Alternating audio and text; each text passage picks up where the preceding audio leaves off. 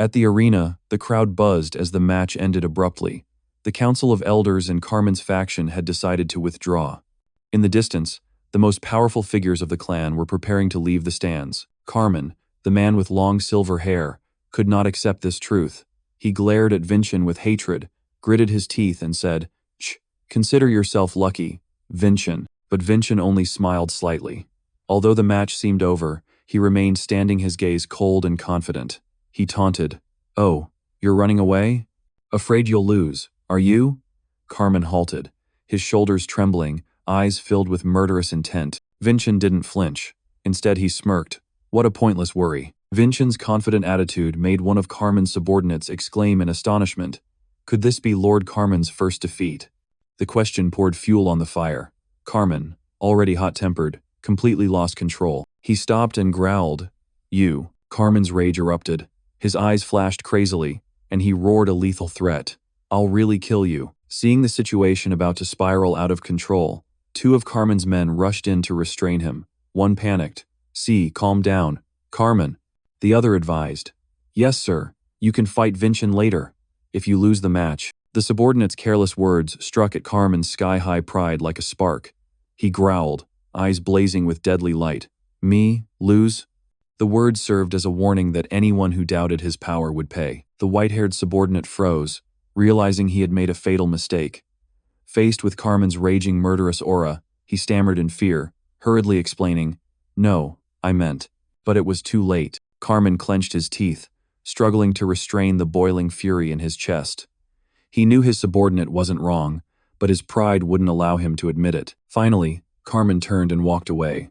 He called out loudly, "I know what you said is true, for now at least, so I will withdraw. But if you dare interfere in my affairs one more time." He stopped, eyes as sharp as knives, finishing his threat. "I'll start by cutting off your heads." Threatened by his master, the white-haired subordinate gritted his teeth in bitterness. He thought to himself, "Do you know who got you here? Just a little grown and already full of arrogance." Meanwhile, Vincen's teammate, a blonde man wearing glasses, grew impatient. "Big brother, we can't just let Carmen go like this." But Vincen remained calm, replying, "I know. At this point, we may have to use strong measures to stop him." Just then, a woman's voice rang from the arena stairs, cutting through the tension. A figure in white armor appeared. She called out, "May I take Vincen's place and accept that challenge?" This unexpected arrival and offer left Carmen, who had just turned his back, stunned. He widened his eyes, speechless. "You are..." Not only Carmen, even Vincen was completely shocked. He recognized the newcomer and stammered, "Sister is..." The mysterious woman finally fully revealed herself. In exquisite white armor, she exuded a powerful, commanding presence. A cry of amazement rang out, and the arena erupted when the name was announced. Lady Henna. News of Henna spread quickly through the crowd. She was the third princess, Henna Adena, the heroine who single-handedly breached the fortress last year. Her appearance caused a major stir, as everyone believed she was on a mission in the southern continent. The biggest question now was, why was she here? Henna Adena slowly climbed the steps and faced Carmen directly. Carmen snarled, "Why are you here? What have you come to do? To aid Vincen?" Carmen sneered, issuing a threat. "It seems you've forgotten my warning, Henna. Even if something happens to Laurent Helaim." But Henna simply smiled confidently, cutting him off. "Helaim will be safe." She explained that she had made a pact with the powerful force Yonggrim. Now, dragonfolk soldiers were guarding Lord Laurent's manor. Henna warned, "If you dare threaten Lord Laurent, be prepared to become Yonggrim's enemy." Henna stepped onto the final step, level with Carmen, and proclaimed loudly, "Of course I won't sit idly by either, Lord Carmen." Blocked on every side by Henna, Carmen could only glare in anger. He hissed, "You dare." After putting Carmen in his place, Henna turned to her still-stunned younger brother and smiled softly. "I stepped in myself. I hope you don't mind, Vincen?" One of Carmen's subordinates cried out in panic. Miss Henna, please don't act so abruptly." But Henna ignored him, facing Vincen and saying, "If you truly disagree, then I have a proposal." Then Henna stood beside Vincen, the two of them facing Carmen and the entire audience. She boldly announced the first clause of the agreement. "The winner of the match between the two of us will earn the right to challenge Lord Carmen." She paused, then said a second, bolder condition. "And, if I lose to Lord Carmen, I will officially support Lord Carmen to become the next head of the family." Henna's declaration exploded through the arena like a bomb, leaving Carmen stunned. The offer was so tempting that Carmen had to consider it. He thought of the succession struggle, of the weary stalemate with his rival Dea. In Carmen's mind, a scale of power appeared. He realized that if he could pull Henna's faction over to his side here, the balance would tip entirely in his favor. A cruel, greedy smile spread across Carmen's face. He thought, the succession match won't even need to take place. I'll win by default. I can defeat that troublesome Dea. Then he considered the other scenario. Even if Vincen wins, he'll be exhausted after fighting Henna. Then I can toy with a spent Vincen and accidentally kill him. Realizing he would benefit either way, Carmen no longer hesitated. He curled his lips into a gruesome smile and said, "Very well," he arrogantly announced to everyone. "I will only fight the victor. Do as you please." Carmen's subordinate frantically called his name, trying to prevent this rash decision. But Carmen had decided. He completely ignored his subordinate's desperate pleas.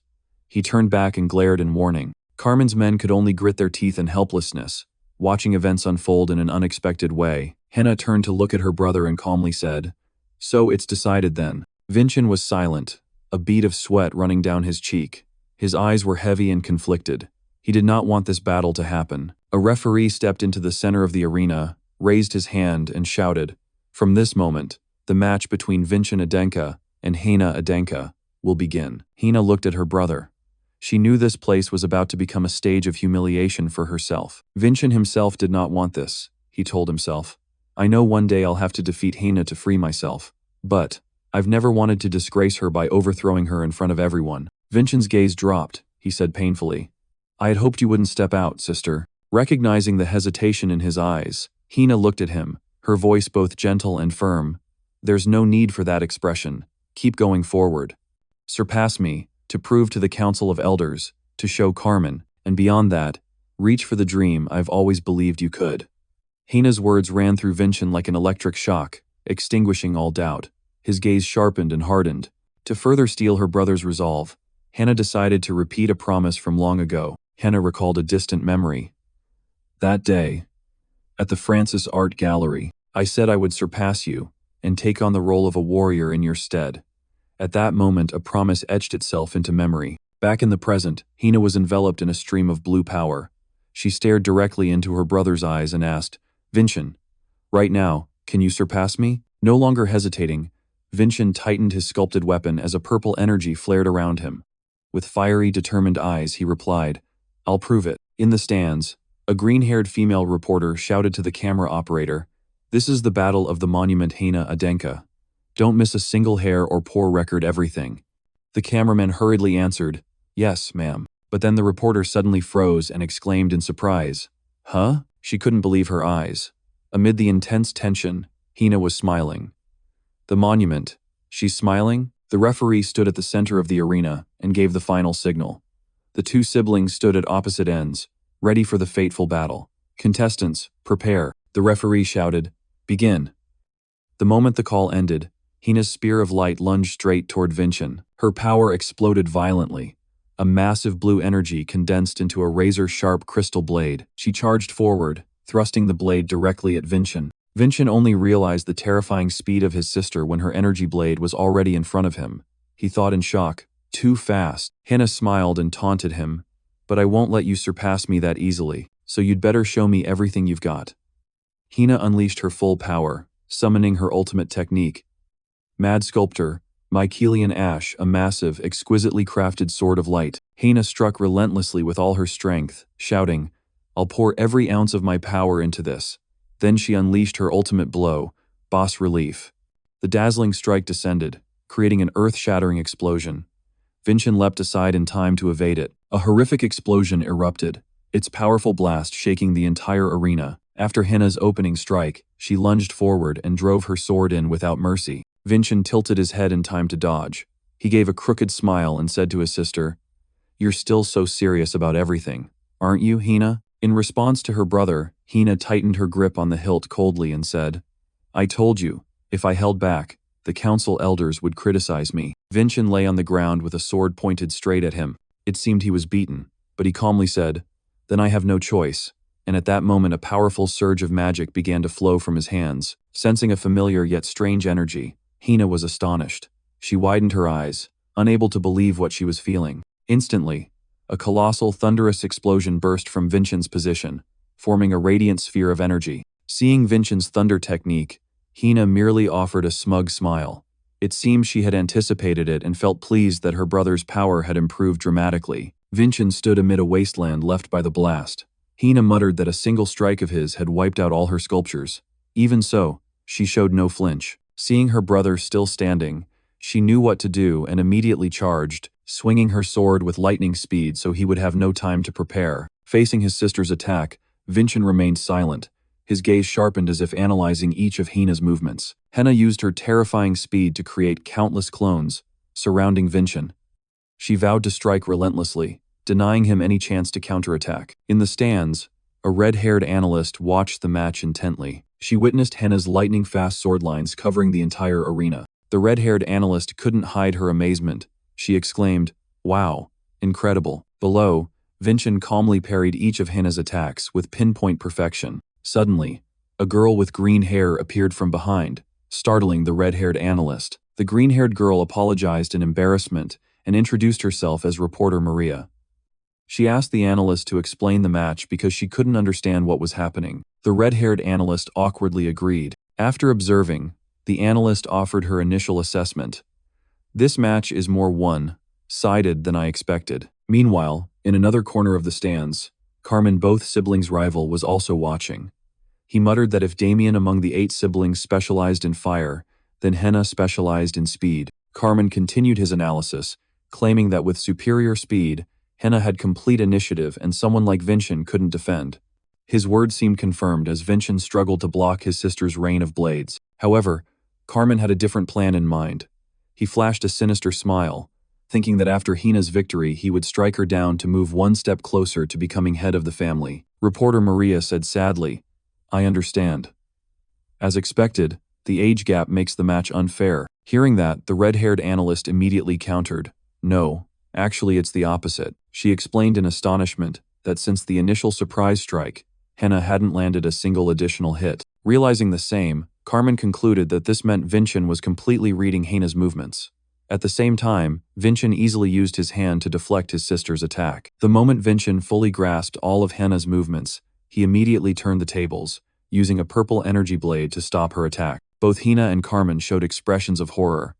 Hina's initiative, born of her superior speed, had completely ended. Vincen smiled confidently and declared, "Now, the initiative is mine." With that, he unleashed his technique, Heavy Blade Taly saucy. A gigantic purple energy blade rose from the ground and lunged straight at Henna. Taken aback by the counter, Henna hurriedly raised her sword to block, but before the absolute power of the Heavy Blade Taly saucy, her sword shattered into pieces.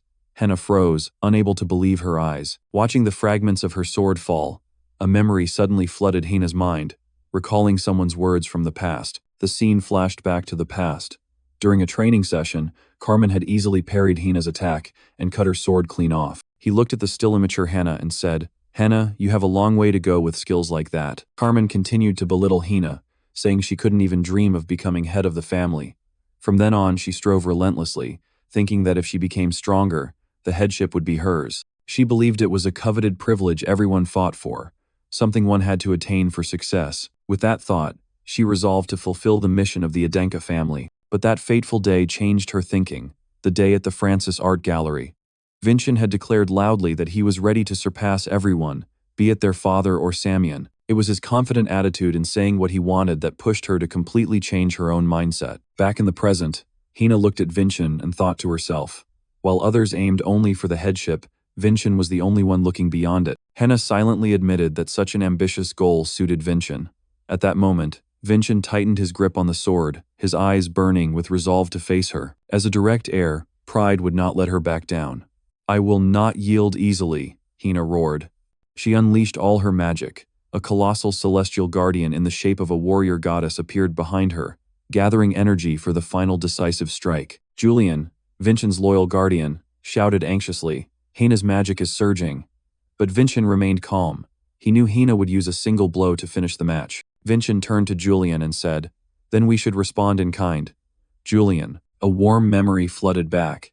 The newly finished painting, with ink droplets still glistening at the tip of the brush. In the memory, Young Vincen rejoiced at being given that painting, Henna gently ruffling his hair, a scene of utter tenderness. Buoyed by Julian's vigorous encouragement, Vincen smiled and prepared to unleash his strongest attack, his purple energy blade blazing brightly. The two siblings lunged at each other.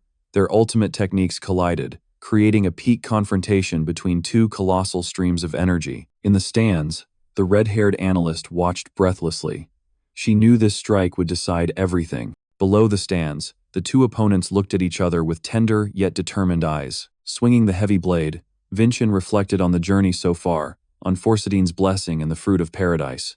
He knew he couldn't be standing here today without that priceless help. As Henna charged with her final attack, his thoughts continued. Because of her, he saved someone precious and freed himself from days of aimless wandering. This sincere gratitude fueled his decisive strike. The two attacks collided, producing a blinding explosion of light.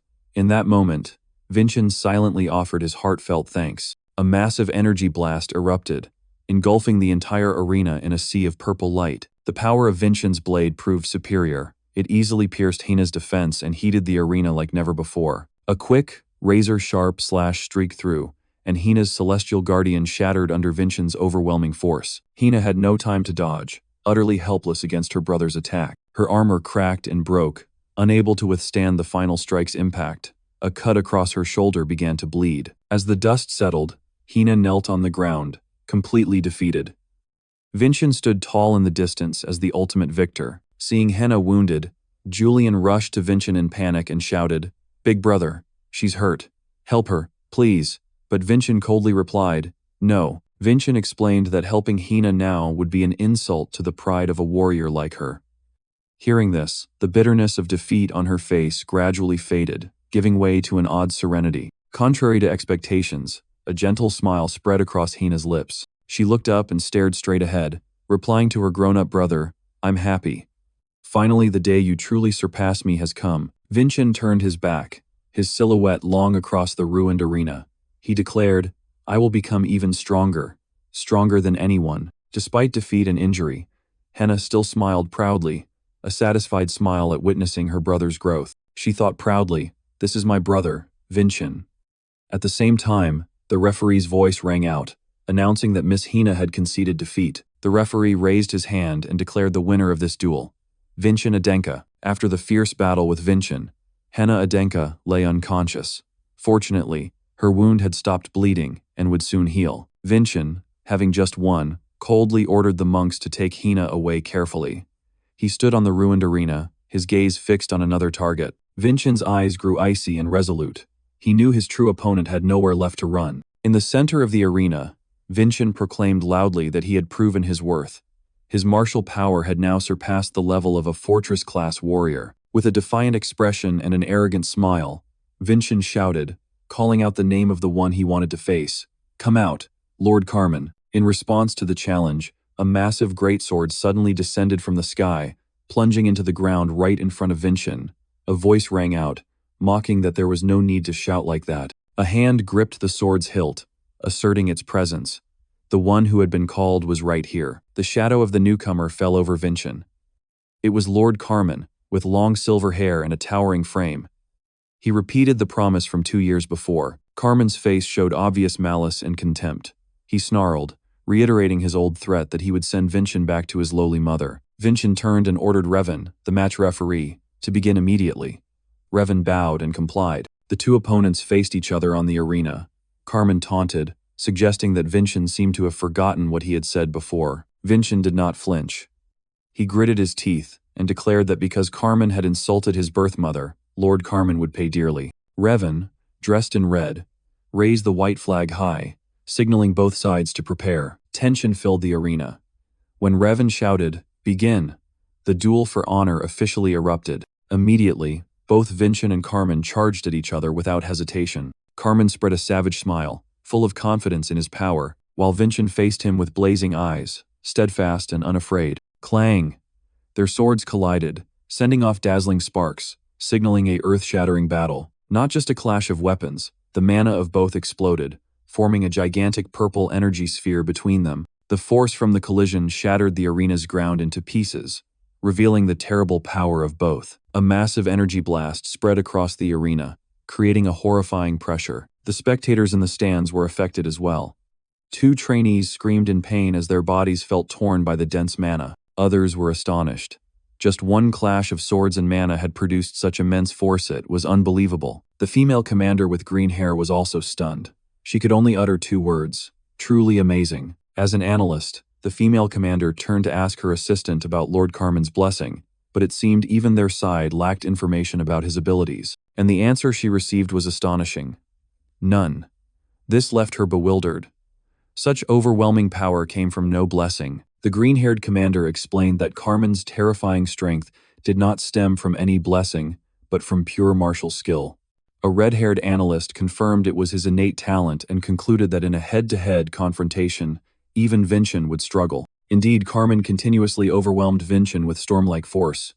He attacked like a tempest, a mad smile on his lips, while Vincen gritted his teeth to defend. Vincen could only lift his sword to block, completely driven into a defensive stance against Carmen's earth-shattering assaults. In the stands, two men who appeared to be Carmen's subordinates scoffed.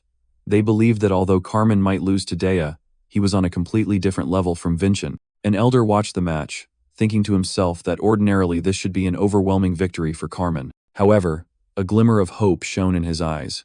He thought of Vincen's sword, and believed it might halt Carmen's ambition. Meanwhile, the arena continued to shake and crumble under Carmen's terrifying power. Vincen kept moving, dodging the attacks. He admitted inwardly that Carmen truly possessed strength befitting a house lord. He assessed that Carmen's swordsmanship and mana control clearly surpassed his own. If he were the Vincen from 2 years ago, he would not have withstood a single blow. But the current Vincen was different. His gaze hardened, and a plan began to form in his mind. If that's the case then, Carmen unleashed another powerful strike, but Vincen quickly evaded, leaving the ground shattered in his wake. Seeing Vincen only dodge, Carmen angrily jeered. After all your boasting, is running away the best you can do? What a pathetic performance. Carmen appeared disappointed, thinking the match was over since his opponent only knew how to flee. Suddenly, Vincen smiled confidently. That's a line I should be saying, he retorted. A perceptive spectator noticed. Lord Carmen's strikes are only cutting through air, aren't they? Provoked, Carmen roared. Don't worry, this time I'll take your head. At that moment, a thum sounded, signaling a shift in the situation. Carmen froze when he heard the sound of water. He looked down and was astonished to see water rising around his feet. This is, a knowledgeable observer shouted, recognizing immediately. This is Vincen's water blessing. It turned out that while dodging, Vincen had been secretly stalling to draw up groundwater. His plan was finally revealed. Vincen pointed at Carmen, his eyes glowing with absolute confidence. He declared, "Now, this battlefield belongs to me." With that, a massive column of water erupted from beneath his feet. The entire dry arena quickly turned into a sea of water. The spectators panicked. Water is swirling across the arena. Lord Carmen is trapped. Isn't this too dangerous? A gigantic whirlpool formed, gripping Carmen tightly and neutralizing his advantage in physical strength. Carmen swung his sword wildly, trying to hack through the water that bound him. However, his brute physical force was useless against Vincen's fluid technique. Soaked and restrained, Carmen's arrogance did not diminish. He snarled with contempt. With this little water trick, do you think you can defeat me? Vincen sneered, warning Carmen that after playing with water, he should watch out for electric shock. Saying that, he unleashed a powerful bolt of lightning into the surrounding water. Carmen realized Vincen's true plan in horror. He roared in anger and pain as the electricity ran through his body. A massive lightning pillar struck, combined with the water to create a wide-area attack, submerging Carmen in an ocean of electricity. The combined force of Forsetti's power and the Thunder Giant struck Carmen. At this point, Carmen had no ability to defend himself. Sensing the moment had come, Vincen's eyes turned cold. He decided to finish the fight right there. Vincen channeled all his strength, intending to link all his blessings into a single strike. Energy chains wrapped around his sword. The ultimate attack was unleashed, producing a blinding burst of light that hurtled straight toward Carmen. All the blessings Vincen possessed from the Wolf King and the Water God to the Thunder Giant King were merged, forming an attack of unimaginable power. The moment they collided, everything seemed to explode. Vincen's powerful strike appeared to have hit its mark perfectly. The entire arena was engulfed by a massive purple energy blast. As the dust cleared, a terrifying silence fell over the arena. The spectators, including the female commander and the analyst, held their breath and watched. What the hell is happening? they wondered. The red-haired analyst stammered, her face showing utter disbelief. Impossible. Even Revan, who had witnessed countless matches, cried out in horror. No way. This can't be. The confident smile on Vincen's face vanished. Through the smoke, he saw an unbelievable sight. Carmen still stood firm, parrying his attack with his sword. Around Carmen now swirled a blazing orange-gold aura. He was unharmed after Vincen's full-power strike. Vincen was utterly shocked. Sweat began to pour down his forehead. How is this possible? He couldn't believe his eyes. Within the fiery halo, the form of a Skull King appeared behind Carmen. Vincen recoiled in horror as he realized the truth. Carmen, you. Could it be you're enveloped by the Skull King's blessing? Continuing the battle, Vincen was stunned to see his opponent, Carmen, also using the Little King's blessing, a skill unique to him. Vincen froze, unable to believe his eyes. How could Carmen use his power? They crashed into each other, swordplay and magic colliding violently. The fight was tense and evenly matched. Carmen looked at his glowing hand and smirked. He realized the ability was not only defensive but also amplified strength, more useful than he had thought. Vincen roared in anger, demanding to know how Carmen could use the Little King's power. Carmen replied confidently that Vincen would be even more surprised, then lunged forward with terrifying speed. Carmen went on to use another of Vincen's skills, this time the Thunder Giant.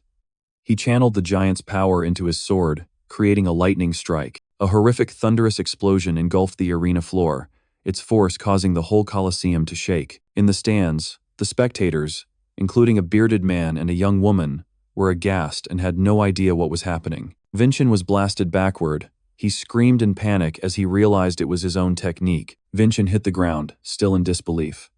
He couldn't understand how Carmen could wield both the Little King's power and the Thunder Giant. Carmen taunted Vincen, asking if he really thought Carmen had been idle for the past 2 years. Finally, Carmen revealed his secret. The trait he had gained was imitation, a power he acquired 2 years earlier on the Pirate Isles from the owner of the obsidian chest. Julian, a companion of Vincen, was also astonished. He hadn't expected Carmen to obtain that god's blessing. Vincen turned to ask Julian about that god. Julian explained it was an evil deity worshipped by pirates. He had once tried to gain its blessing but had given up. According to legend, the sea's cruel god issued a challenge. Anyone who coveted his power must come to him, and the price to pay was only one life. But no formidable challengers came forward, for they feared the nameless evil god. Because of that cowardice, the deity prepared a blessing as bait. The scene shifted to Carmen's flashback. Amid a raging storm, he faced the pirate god and was told that the god's power demanded a price. The skull god set the condition: drown 100 sailors to the depths. Then, as payment, he would grant one of the many powers in his treasure chest. The god laughed horribly, asking if he was truly prepared to pay such a price. Without hesitation, Carmen decided to set sail. The woman traveling with Carmen asked what he intended.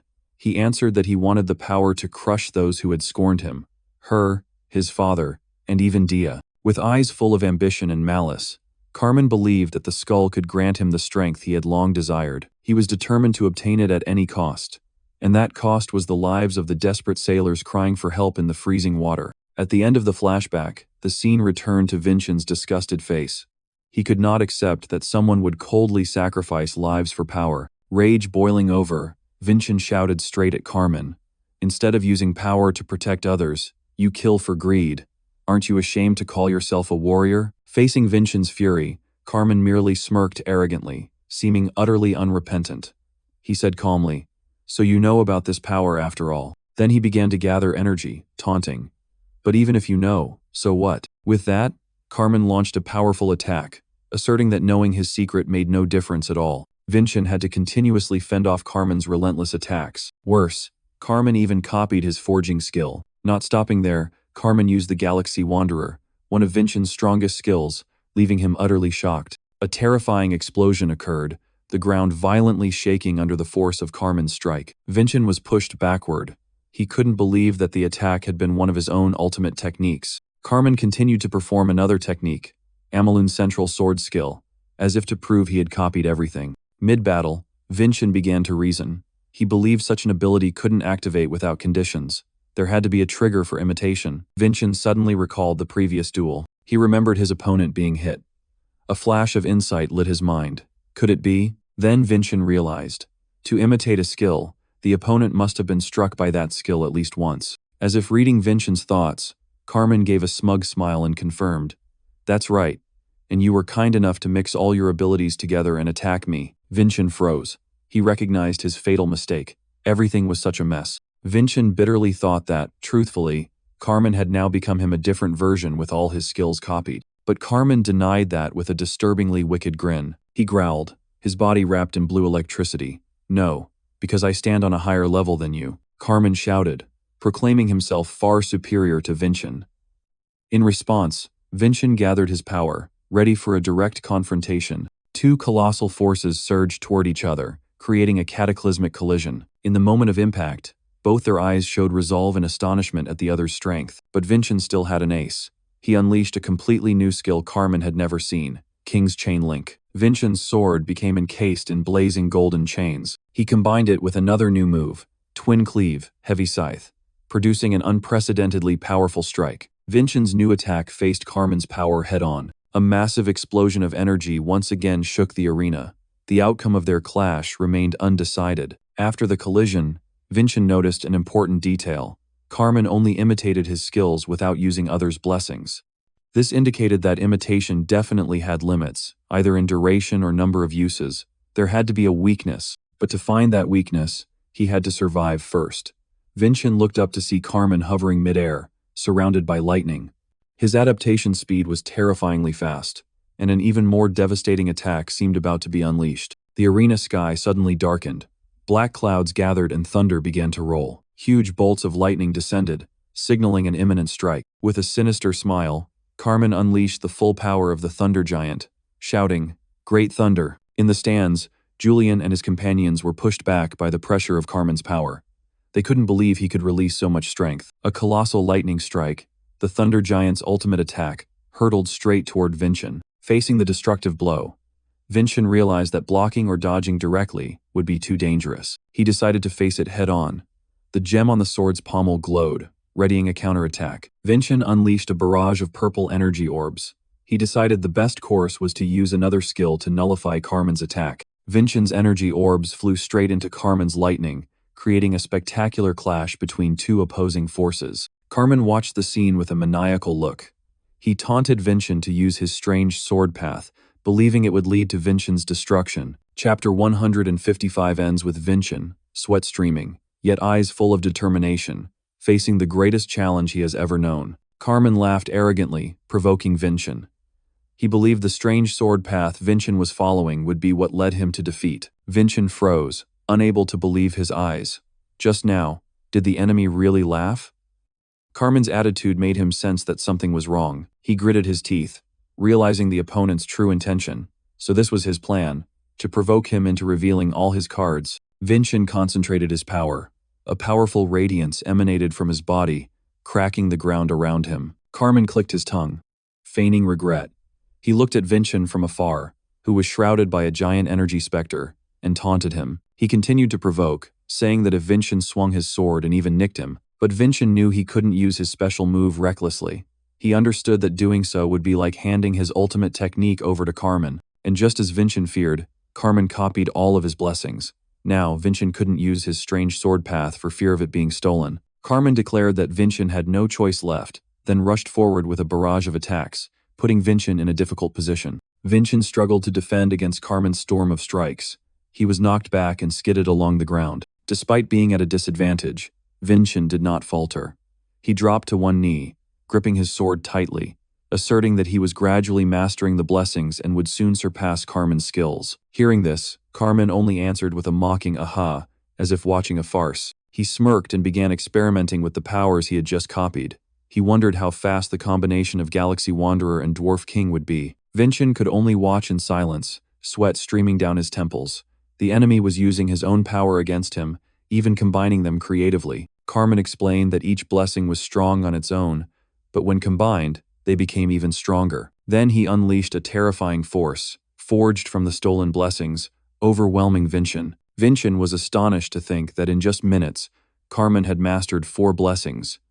It was an incredible talent. Seeing this, Vincen was furious and pointed at Carmen, questioning why someone with such talent would follow the dark path and crave that corrupt power. Carmen only sneered, claiming Vincen was just like his father, spouting meaningless, outdated words. Confronting the other's ideals, Carmen roared that victory alone makes a warrior. As long as you win at all costs, that's enough. He lunged forward, asserting that in the end, only the victor's record would remain. Looking at Carmen's demeanor, Vincen felt despair.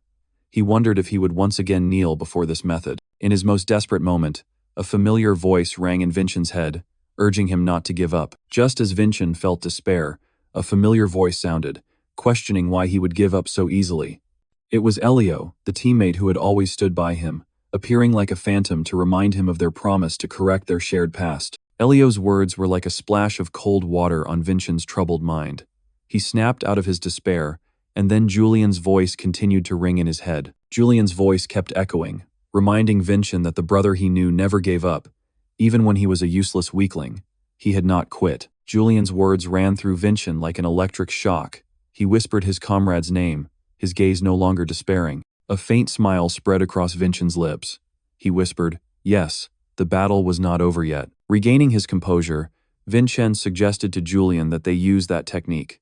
Julian was surprised and hesitant, since the technique was still unfinished. But Vincen simply asked whether they had any other option. Faced with Vincen's determination, Julian agreed. The two decided to test the unfinished technique as a final trump card. The scene suddenly shifted into a deep mental space, where only Vincen, Julian, and glittering constellations remained. Vincen asked Julian whether these stars held any special meaning. Julian replied that he had been thinking the same thing.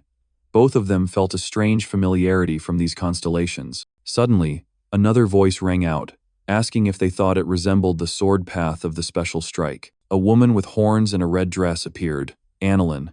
Vincen recognized her immediately. Annalyn smiled and said that they had finally noticed. Annalyn explained that these constellations were what Master Aslan had left behind. She emphasized that this was his final arrangement.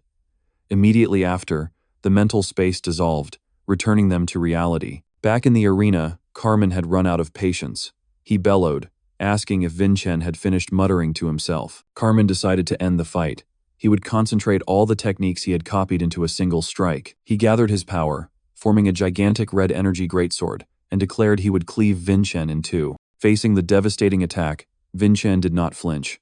He charged straight ahead, telling himself this was the only chance, even if the technique would be stolen. Watching Vincen's action, Carmen sneered at his foolishness for daring to rush into death alone. He thought Vincen had finally gone mad. But deep down, Vincen knew timing was everything.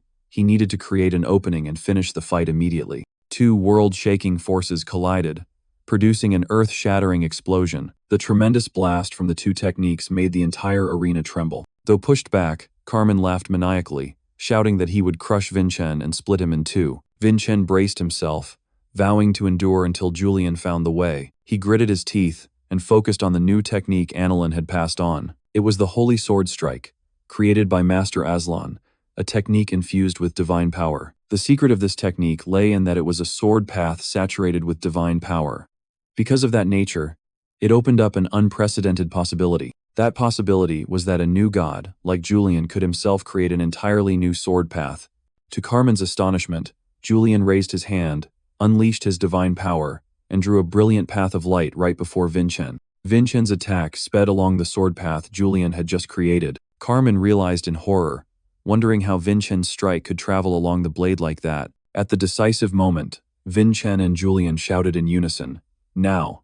Their eyes both flashed with determination. Vincen's sword attack and Julian's creative sword path occurred simultaneously. Julian from above formed the path of light. Vincen below followed that blade, a perfectly combined strike that pierced through all of Carmen's defenses. At the moment the technique struck, both Vincen and Carmen showed surprise on their faces. One was astonished by his own power, the other by an unbelievable defeat. A blinding light enveloped Carmen. The technique had hit its mark. The power of the attack was so immense that it produced a massive explosion, engulfing the entire arena. In the mental space, Annalyn pondered a name for the technique. She suggested the end and destruction, but then she playfully brushed it off, claiming that the end and destruction was a name that belonged to her. Carmen's giant energy blade shattered into pink crystal fragments, raining down. A little disappointing, but that was it. Annalyn decided. Call it the Transcendent Sword Strike. Vincen stood firm amid the shower of crystals, becoming the victor. Dazed, Carmen couldn't comprehend what had happened.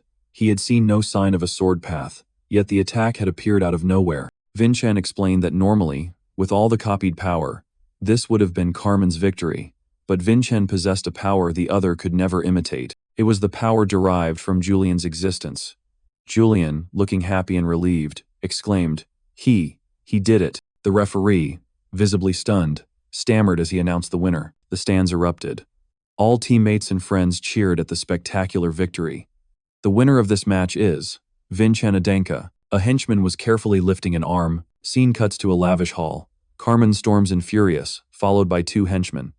He grits his teeth and mutters curses in helpless rage. His face shows intense bitterness.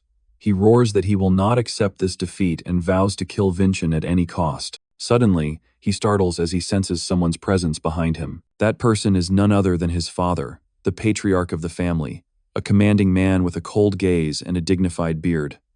His arrival makes the son exclaim, "Father." The patriarch announces that it will be costly to heal the arm severed by Vincen's sword.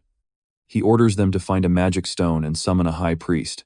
The henchmen obey in unison. However, the father hesitates, as if there is a condition tied to the treatment. The patriarch coldly declares that the treatment will proceed only after the investigation into the origin of the assassins is complete. Carmen's face pales, apparently implicated in the matter. Meanwhile, at the arena, the crowd is cheering excitedly. A reporter is trying to seize the opportunity for an exclusive, but a colleague is quicker, holding a freshly printed newspaper. The pipe-smoking man exclaims in disbelief at how fast the news has spread. It turns out the culprit behind this is Vincen, a figure with green hair. She had quickly spread the news of young Master Vincen's victory everywhere. Vincen gives a smug smile. She reveals that the article was written in advance, right when the match began. News of Vincen's victory spreads like a storm, reaching everyone through newspapers distributed far and wide. The headline praises Vincen as a divine leap to lead the next generation. Meanwhile, Carmen, enraged, thrusts his sword into Vincen's picture in the paper. Elder Pitinel, an old man with white hair, is furious. He's so enraged he plants a dagger into the table, cursing Vincen. A blond man wearing glasses tries to counsel him, but Pitinel shows no calm. He yells, demanding that everyone see whether he looks composed. Another speaks up, recounting that Vincen defeated all direct heirs, even the second son, without using a sword. Now, no one can stop Vincen. Their only remaining card is the eccentric second son, a man who acts on whim. The white-haired youth sits in quiet contemplation, seemingly indifferent to the shifting power dynamics. Back at the elders' meeting, Pitinel remains furious. He claims Khan, who nominated Vincen, has taken an unprecedented action, overstepping their influence. That action was the overthrow of their Adena Council of Elders. Fear and anger are evident on Pitinel's face. Another elder with a scarred face cannot hide his shock and worry at the current situation. The blond man stands and says that given the situation, they have no choice but to see it through to the end. Another elder with a mustache slams his cane on the ground and declares they must bring down that arrogant Vincen. He grits his teeth, eyes full of killing intent, concluding they must eliminate Vincen at any cost. A dark plot against Vincen is decided. Scene shifts to a snow-covered land under the night sky. Vincen reunites with a woman dressed nobly, Lady Adena, his mother. She congratulates him on his victory but warns that he will face the elders' extreme hatred. She uses a proverb to describe Vincen's situation. The stone that sticks out will surely be struck down, implying those who stand out become targets to be crushed. Vincen merely smirks confidently.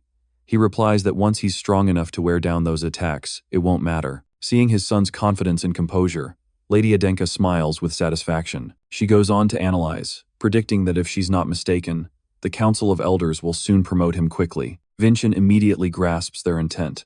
He says that in return they'll give him an impossible mission, or that the mission itself is a big trap, such a predictable scenario. Lady Adena grows serious, admonishing her son not to let his guard down. She explains that they possess strategies that have shaped Adena for 500 years.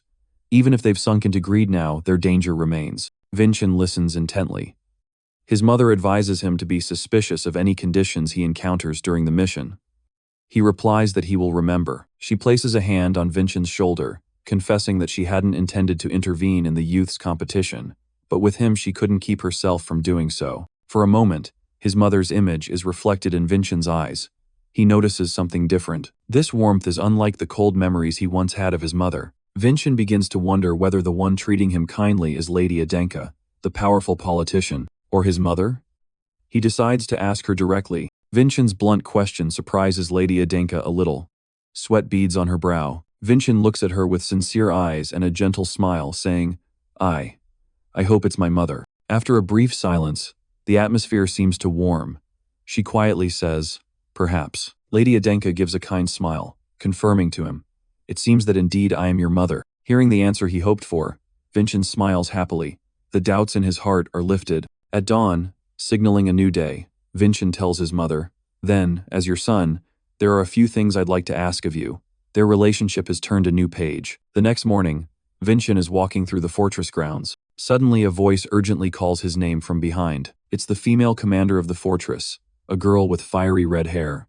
She rushes up, saying something major has happened. Without explanation, the commander thrusts a scroll of parchment into Vincen's hands, urging him to read it at once. Yet, in complete contrast to her panic, Vincen merely smiles calmly.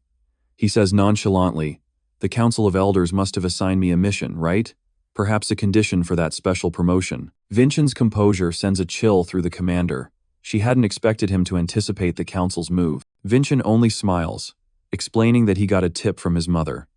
Then he leisurely unfurls the scroll to read its contents. However, when he reads the mission details, Vincen's eyes show a hint of surprise. The assigned task is to eliminate the monsters that have invaded the snowy village of Jillian in the Tersan Range. Attached is a note.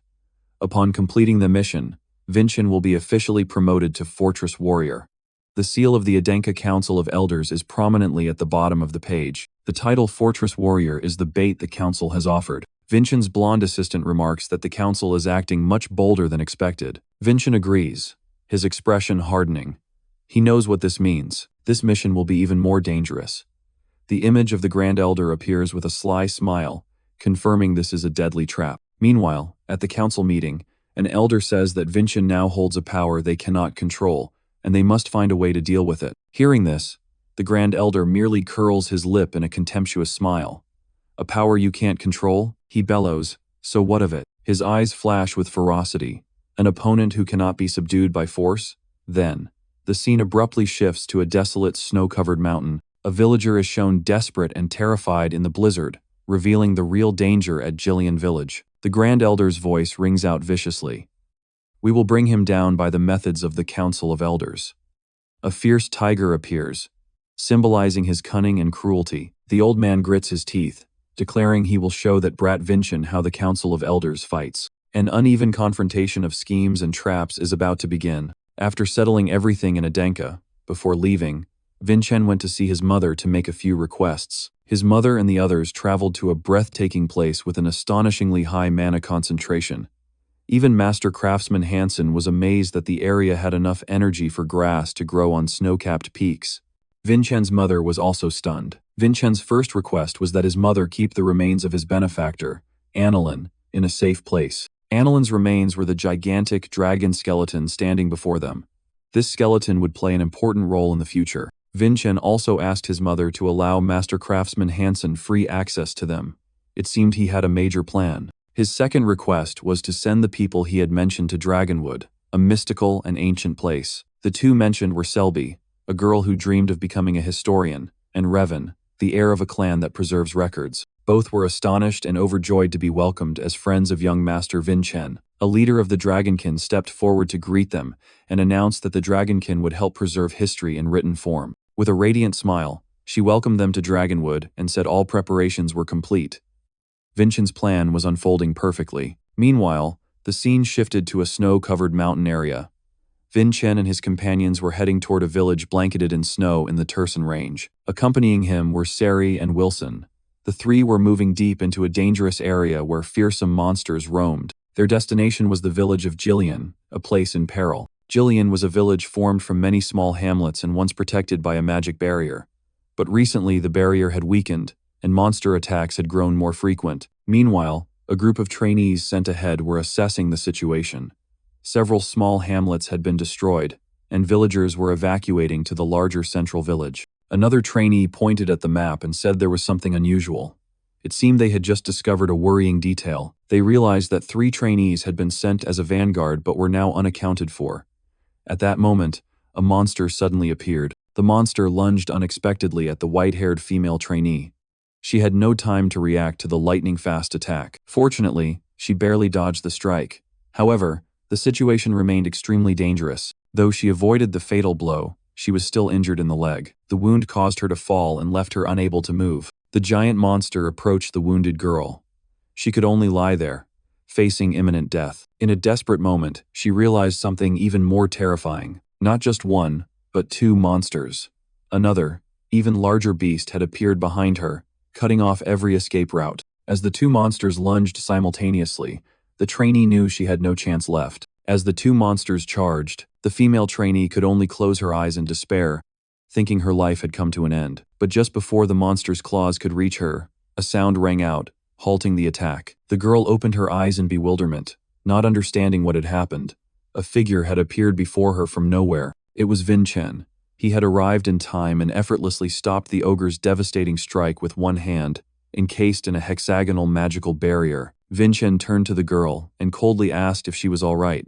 To him, blocking the giant monster's attack seemed like a trivial matter. Marielle, the trainee who had been rescued, was still in shock. She could not believe someone could stop an ogre's attack so easily. Observing the situation, Vincen frowned and called out to his companion Sari to join the battle. Immediately, Sari launched a giant fireball straight at the ogre. The attack created a massive explosion, engulfing the monster in a sea of flames. Its power made Marielle scream in terror. Then Sari flew up and used her ice magic to strike the remaining ogre. Sari cried out in joy, thinking she had defeated the beast. But her joy was short-lived as the ogre roared in anger. Her attack had only wounded it slightly. Just as the ogre was about to counterattack, Vincen acted again. Purple magical butterflies appeared, signaling a powerful skill. With a graceful slash, Vincen's sword, wrapped in violet energy, easily pierced the ogre's defenses. He used transcendent swordsmanship, an ultimate technique, generating a colossal beam of energy that shot into the monster and finished it instantly. Marielle could only utter the word amazed as she witnessed Vincen's unimaginable power. After easily eliminating both monsters, Vincen calmly approached Marielle and inquired about her wound. His concern surprised her. Suddenly, Marielle leaped forward and hugged Vincen tightly. Much to his astonishment, both Sari and Wilson could not hide their shock and surprise at the turn of events. Vincen supported the exhausted Marielle.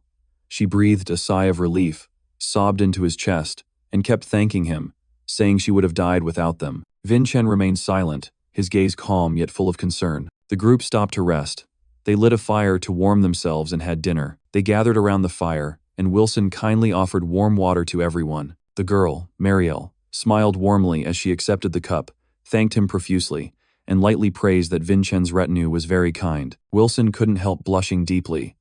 Marielle's beauty and kindness moved him, but he also froze when he noticed something familiar about her. Vincen sat beside her, observing her posture. He was certain she was one of the Vanguard trainees who had gone missing. This girl was Marielle, a third-rank trainee. She was famed as the most beautiful among the Red Fortress trainees, and the number of people who called her their first love had reached double digits. Countless trainees had fallen for her beauty, and that was why. She was nicknamed First Love Marielle. Her smile could melt even the iciest heart. Aware of Marielle's reputation, Wilson could only shake his head in self-doubt, thinking she was on a level far beyond him. Sari watched Wilson awkwardly blowing on the long cold cup of water and felt slightly annoyed by his clumsiness. Moreover, Sari noticed Senior Marielle sitting very close to young Master Vincen, which made her somewhat displeased. Vincen paid no attention to such trifles. He looked at the slain ogre and asked Marielle if it had been the target of their conquest mission. Marielle lowered her head, her expression complicated. She answered vaguely, "We thought so." But Marielle's answer was cut off by a distant voice calling her name.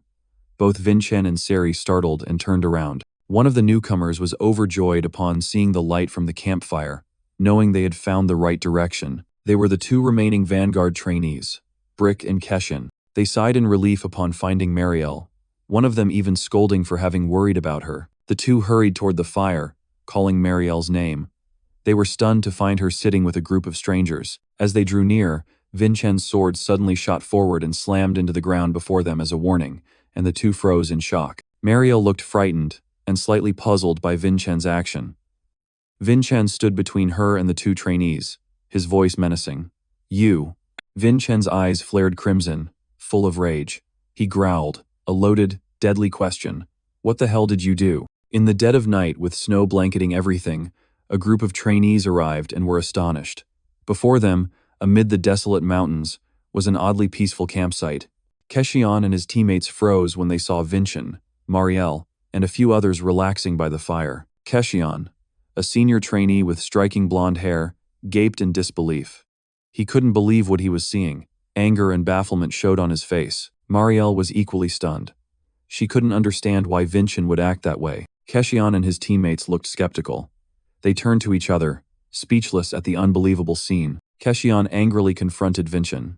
He accused Vincen of acting recklessly and unilaterally, endangering everyone. Contrary to Keshin's anger, Vincen rose calmly. He explained that Keshion had violated the most basic rules taught in the Fortress Handbook. Keshion grew even more furious at Vincen's words. He couldn't accept a rookie daring to lecture him. Keshion pointed at Vincen and shouted, claiming his combat experience far surpassed that of a newcomer like Vincen. Meanwhile, Sarah and another teammate watched silently as the atmosphere grew increasingly tense. Keshion continued to spew arrogant words, completely dismissing Vincen and insisting he was the one in the right. After a heated exchange, Keshion smirked confidently and gave a thumbs up. He decided to use force to prove who was stronger. Without hesitation, Keshion grabbed the hilt of the red sword stuck in the snow. With a loud cry, Keshion swung the sword at Vincen. His face looked savage and frenzied. At that moment, a dangerous purple light flashed in Vincen's eyes. He was ready to respond. Vincen easily used his bare hand to stop Keshion's wrist, gently halting the attack. With a skillful martial move, Vincen immediately threw Keshion down, throwing him completely off balance. Keshion's eyes widened in panic. He couldn't believe he had been defeated so easily. Vincen gave Keshion no chance. He used the opponent's own strength to slam him hard onto the cold snow. Keshion only managed a cry of pain. His once arrogant face was now distorted by the humiliating defeat. The cold blade of the sword was pressed against Keshion's face. A slight move could have ended his life. Vincen stood there, imposing, looking down at Keshion sprawled on the ground. He had completely overwhelmed his opponent in an instant. Vincen squinted and warned Keshion that his experience far exceeded anything Keshion could imagine and told him never to act so foolishly again. After the confrontation, the scene shifted to a large central camp called Jillian, where trainees were encamped in the snowy mountains. Inside a cozy building, warm yellow light spilled from a window, where an important conversation was taking place. There, Marielle began to recount her terrifying experience. Contrary to initial assumptions, she said the thing that attacked her was not an ordinary goblin, but a completely different creature. Marielle trembled as she told her story, her face pale with fear.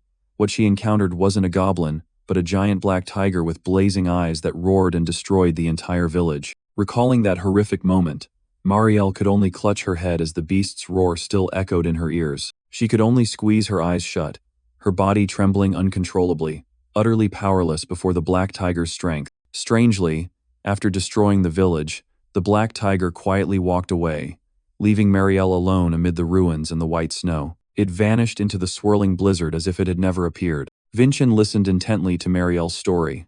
Beside him was Julian, a small, bespectacled spirit and Vincen's capable assistant. Vincen deduced that this was not an ordinary beast. It was very likely that some beast trainer had brought the soul of a dangerous monster to these mountains. After finishing her story, Marielle was still trembling. She looked up at Vincen with pleading eyes.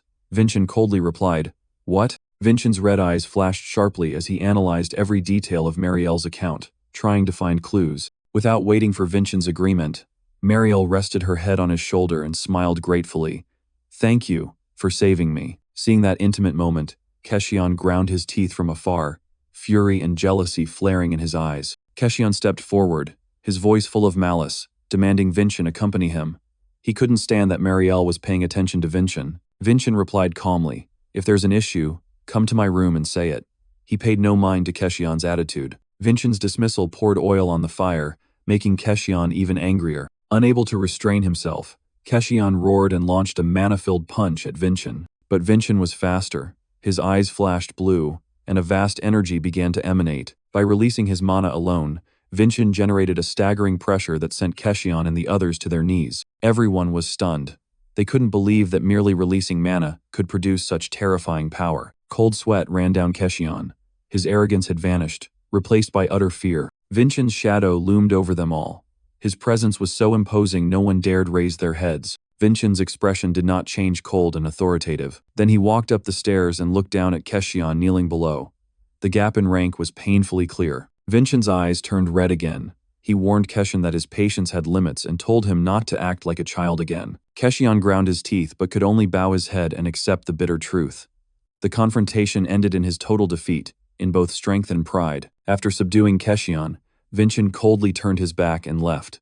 He returned to his room behind a closed door, where secret discussions were about to take place. Back in the room, Julian reported to Vincen that everything was quiet and there were no signs of any assassin. Vincen removed his coat, thinking about his mother's warnings and wondering if he had overreacted. Vincen recalled the pressure he had produced, power sufficient to sense any murderous intent within its range. If there had been an assassin, he would have known. Vincen sat on the bed and explained to Julian how to sense killing intent through mana.